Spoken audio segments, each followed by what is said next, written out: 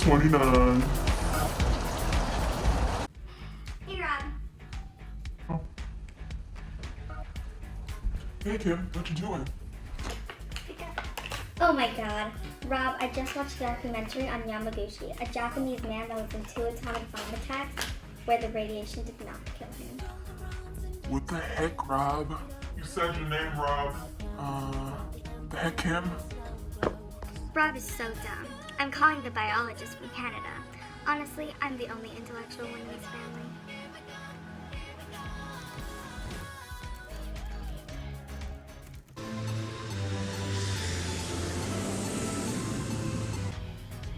Hi, I'm Drews Bennett, and I'm here to talk to Rob and give him some insight on my job as a biologist, mainly about what radiation does to our DNA.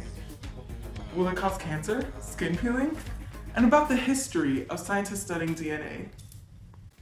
I thought Rob could get a little knowledge from you. I mean, you remind me of Martha Chase. She was the geneticist that aided the confirmation that DNA, rather than protein, was the genetic material of life.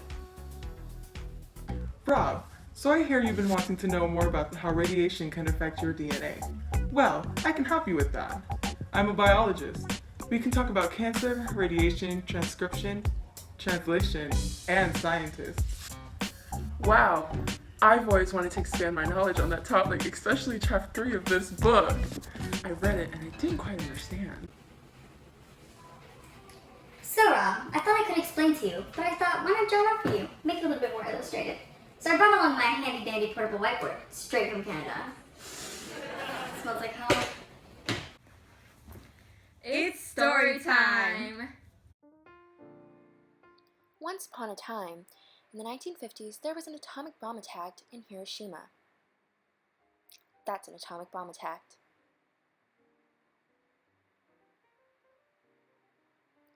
The atomic bomb attack left many dead and injured, including Yamaguchi and many Japanese children and people.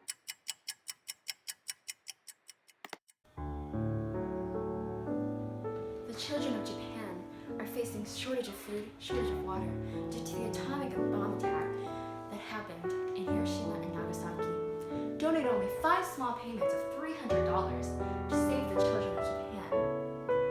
Save the children. Miraculously, Yamaguchi survived the atomic bomb at Hiroshima, but Yamaguchi was severely injured. However, this wasn't going to be the last atomic bomb attack Yamaguchi would face. After the first attack, Yamaguchi's skin became inflamed and part of his forearm turned black. Yamaguchi decided to head home to Nagasaki, where his family lived. While in Nagasaki, there was another atomic bomb attack, and again, it left many dead and injured, but not Yamaguchi. But let's talk about what happened to Yamaguchi's DNA.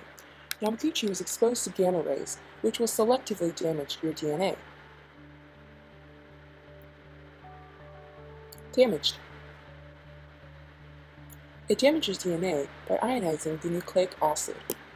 When you lose so many electrons at one time, free radicals will form. And here's a drawing of ionization and the formation of free radicals.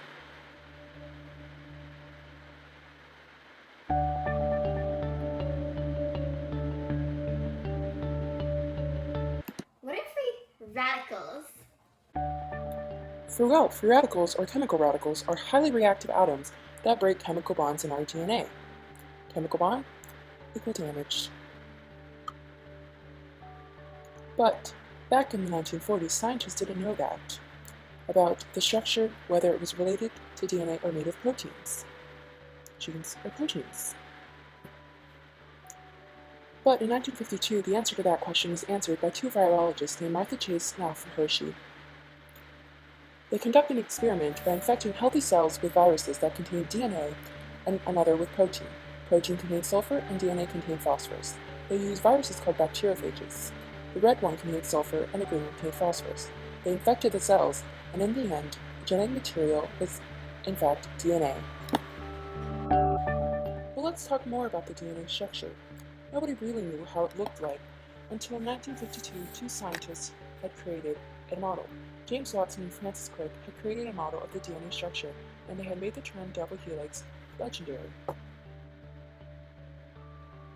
Double helix in terms of DNA meant double-stranded, but RNA is single-stranded. Each strand of DNA also consisted of 2 backbones, and these backbones were held together by nitrogenous bases. These nitrogenous bases fit together like puzzle pieces, and with thymine, cytosine. Let's talk about how proteins are made. RNA substitutes thymine for uracil. First, DNA is transcribed into RNA. One strand of DNA will serve as a template. Here, amine is paired with uracil instead of thymine. That'll become messenger RNA.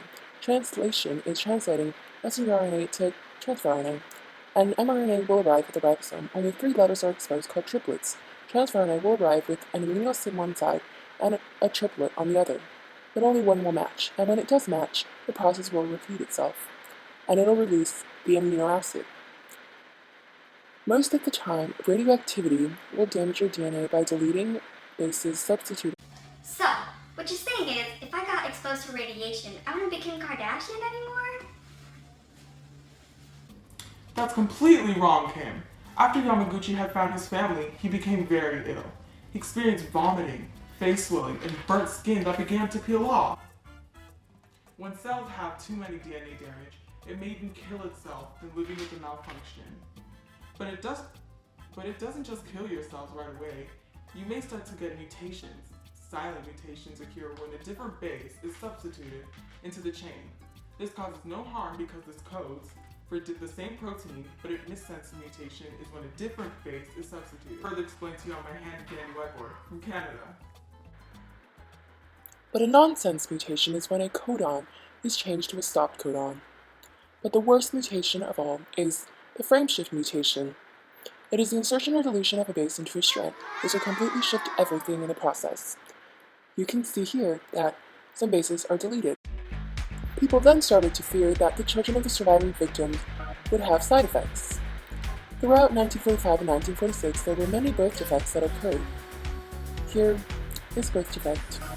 Although these birth defects didn't scientifically show any proof that those children would have a higher chance of getting diseases from parents that were exposed to radiation. Well, let's finish our story about Yamaguchi. Yamaguchi did survive long enough to have more children, but his children died much earlier in life due to cancer than he did. Yamaguchi eventually died in 2010 at the age of 93. He died from stomach cancer. Hi, I'm James Watson's wife, Elizabeth Watson. I hope you enjoyed the sneak peek of Season 8 of Keeping Up with the Biologists. Hope you stick around to watch the rest. Enjoy! Please enjoy.